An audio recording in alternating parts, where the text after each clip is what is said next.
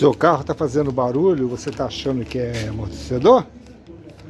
Achando que é balança? De repente essa porcaria aqui, ó. Isso aqui é que prende o cano de descarga.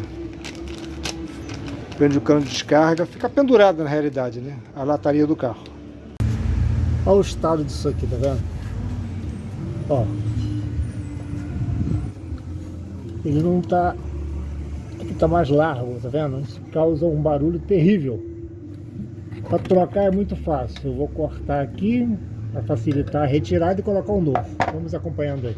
Pronto, já cortei em cima. De cá já até troquei, tá vendo?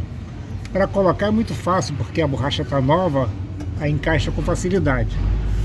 Aqui não tem que fazer muita coisa, tem que levantar um pouquinho no macaco, não precisa girar a roda. Do outro lado eu botei um cavalete.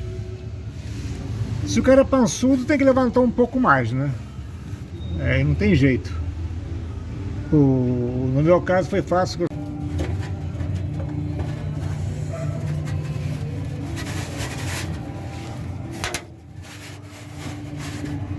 Tá vendo? Encaixa muito fácil. Prontinho, já foi trocado.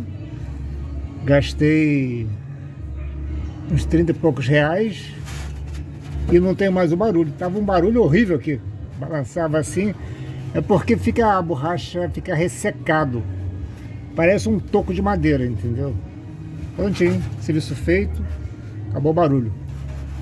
Agora a segunda etapa é trocar o tubo do GNV, que o filho da puta deixou encostando ali no cano de descarga e tá muito desgastado. Eu vou trocar por uma questão de segurança.